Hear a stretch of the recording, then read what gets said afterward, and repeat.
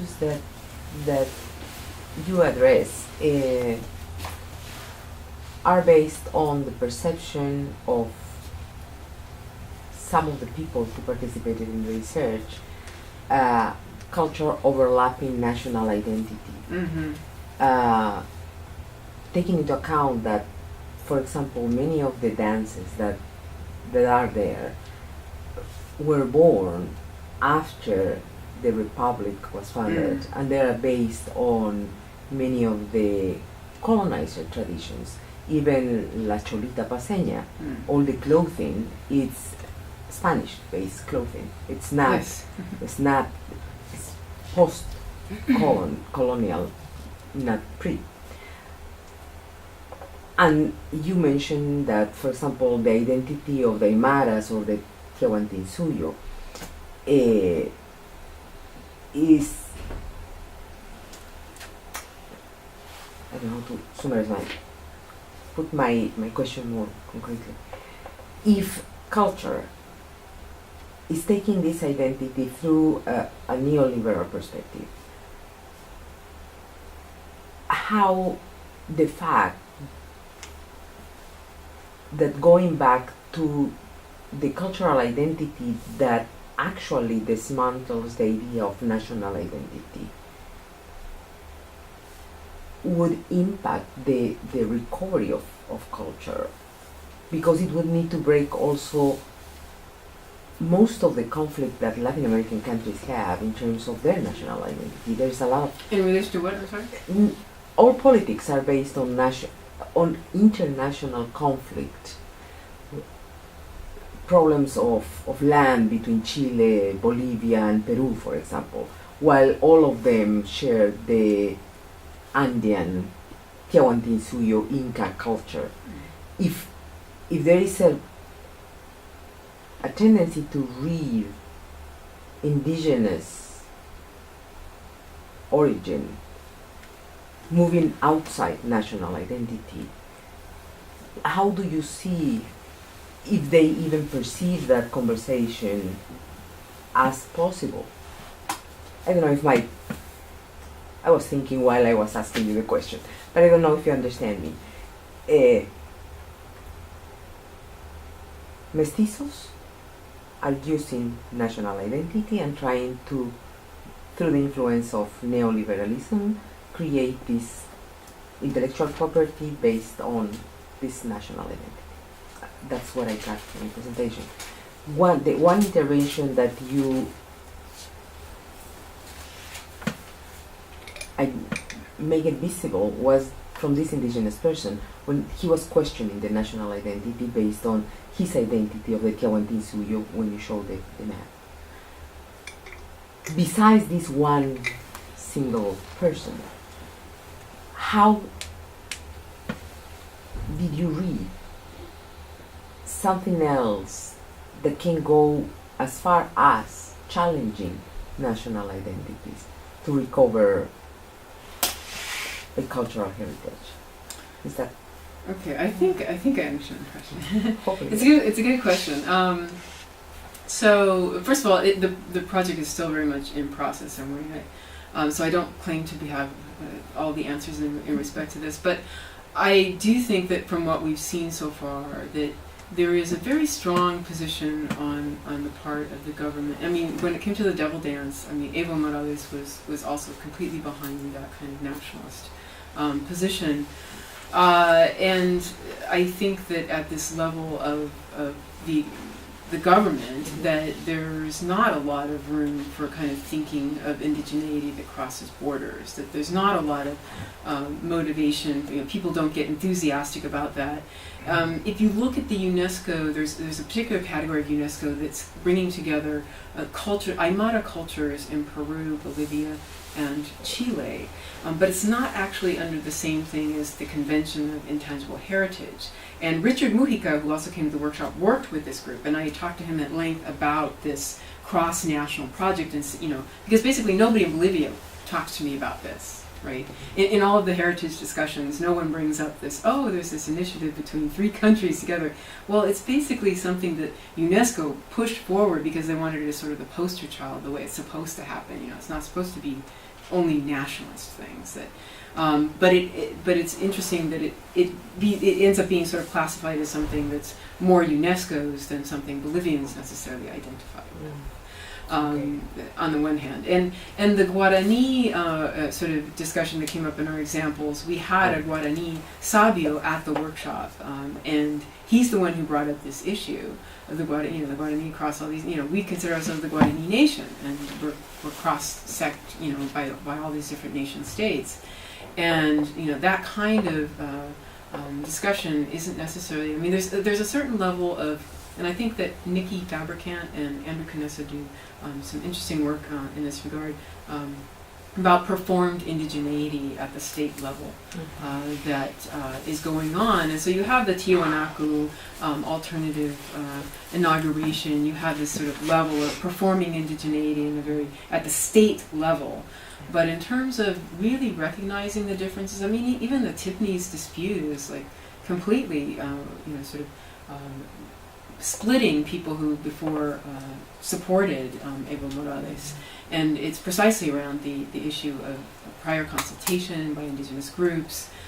So, there's a kind of level of rhetoric, and then there's a level of what actually happens. Now, that said, I don't want to come across as being so critical of Evo Morales. I think that Evo Morales. It's actually amazing that he still, has, with all the opposition he has had, that he's managed to be in power for so long and to do the things that he has done. And I think that we have to sort of look beyond Evo Morales always, though, because Evo Morales came to power by a civil society that is just hirviendo, right? And that kind of momentum is what we have to look to for other kinds of responses and things. At the state level, I do think there's a certain point at which somebody takes the reins of the state.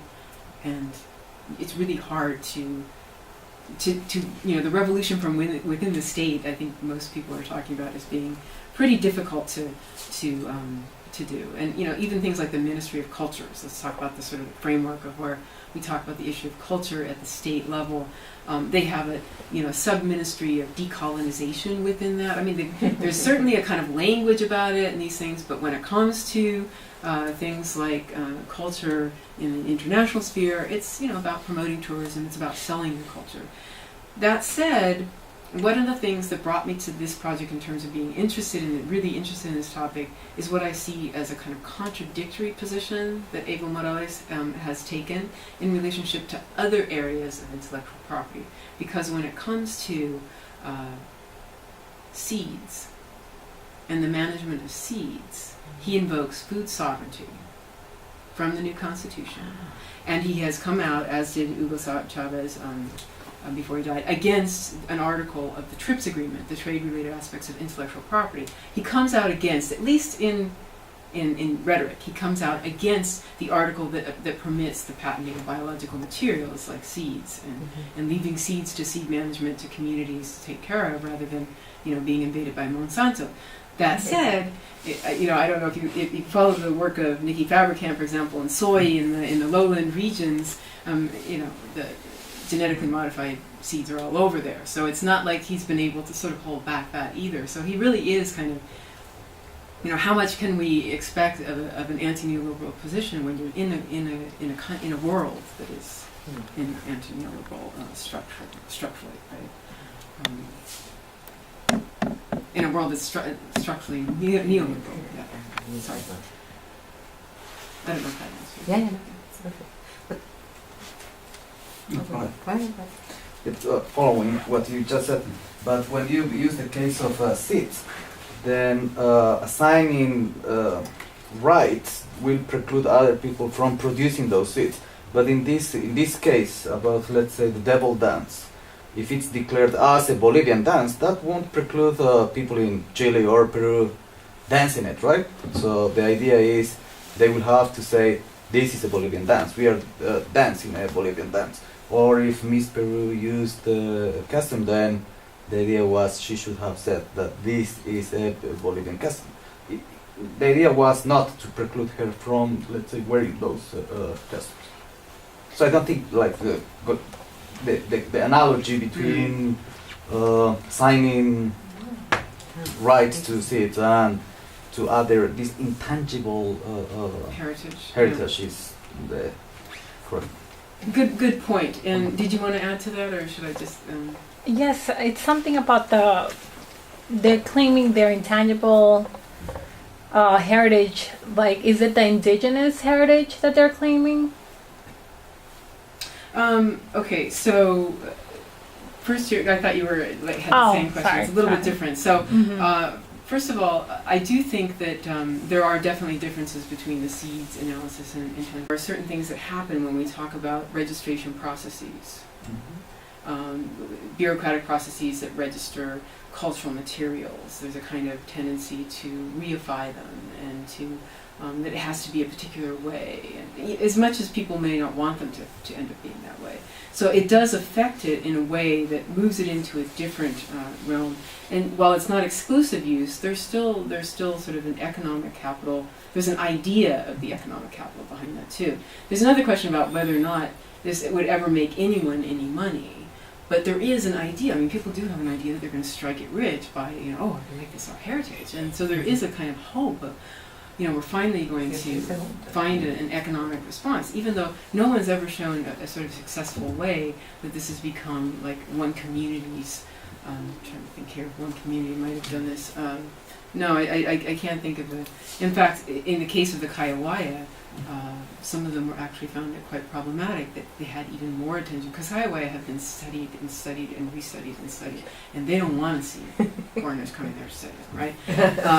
And so then you get this heritage award, and then all of a sudden there's even more attention to the Kaiawaya, and they're not necessarily happy about all of that attention. And so I do think that there's sort of multiple levels. I mean, granted, there are differences here, but there is a very kind of way of selling culture that's about not seeing culture in its ways that are connected to society. Because when you think about seeds and seed management, you think about communities, and those of you who've seen Food Inc. and those poor farmers who were sued by Monsanto and things like that. When you think of communities, you think of social connections related to the knowledge of the management of seeds. When you take culture, make it into heritage, and it becomes something that's seen as a commodity or property, then you're also taking it out of those social relations, those social ties. To think of carnival, or just think of the devil dance as just this dance, and this woman wearing it is going to make a big deal for Bolivians. I mean, there is so much going on with Oruro Carnival and the Diablada dance. There's just incredible economies and social relations behind it. To take it out of that and to treat it as a separate entity is really doing the same thing as Monsanto. When Monsanto says, we're going to genetically modify it, you have to buy the seed from us, you take it out of the social relations. So I do see that as being similar, that parallel. Well, is it indigenous? Is that your question? Is that the indigenous heritage that they're trying to claim back, the Bolivians? Well, see, being indigenous is very complicated in Bolivia, and there's the highland groups, the Quechuas Aymaras, and the lowlands. There's about 33 different ethno-linguistic groups. They don't approach being indigenous in the same way as Native Americans, for example. It's not about blood quantum. It's more about sort of your cultural identification, the communities that you participate in. And you don't, in the lowlands you have some territorial issues, but you don't necessarily have a kind of, in the Andean region, not necessarily an identification with a specific territory and sort of demarcation issues like you would in the Amazon. So it's complicated, and there are these multiple, our argument is that there's multiple levels of indigeneity in Bolivian society, and right now there's a kind of performed indigeneity at the level of the state, which is quite interesting. But what are they drawing on? They're drawing on a kind of ancient, it's a pre-conquest, even pre-Inca, Tiwanaku's pre-Inca kind of reference in terms of that indigeneity. That's why I kind of related it to his question, because it was about the devil dance. If the devil dance comes from indigenous roots, I don't know where it comes from. I have never heard of that dance before, but the Peruvians, they're all kind of have the same, they might have the same indigenous groups in those countries because they're close together.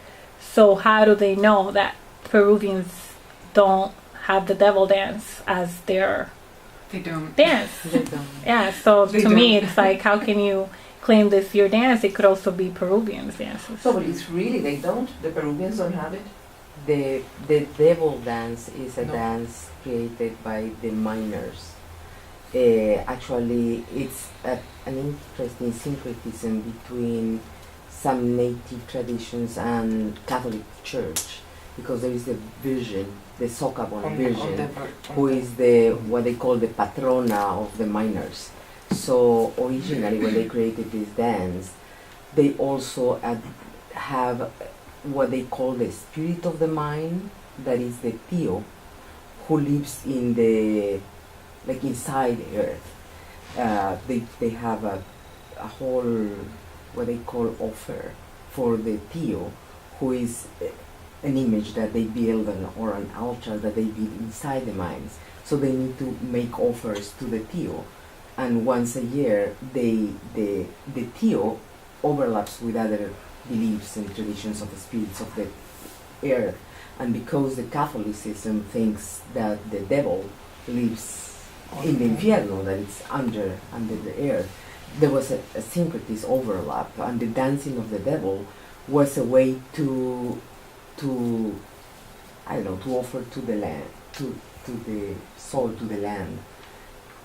Also represented by the Virgen Maria, because it's the Pachamama. So it's very interesting to analyze the process, but it's mostly Bolivian. It's more now, there were not that many mines or this kind of rituals in the Peruvian side, and this is not pre-colony. It's just after the colony. That's interesting. But it's interesting because when they use it 3 times, because you mentioned that Chile uses that you should use this costume 3 times. It's because the Carnival in Oruro, as you mentioned, it's a huge touristic So many attraction. people go. So, and remember that there are a lot of Bolivian immigrants that are living in Chile, especially the northern side of Chile, Arica, and in some towns in Peru, that bring with them their culture. There is also here in Long Island, in Virginia, Bolivians who dance the Diablada and the whole carnival thing as a way to, and I think it's an identity issue also. It's a way definitely outside of Bolivia, Yeah. more so. yeah, it's very strong. So I'm Bolivian, that's why. Oh, Well, if it nobody makes knew, sense. everybody would know after you gave that explanation.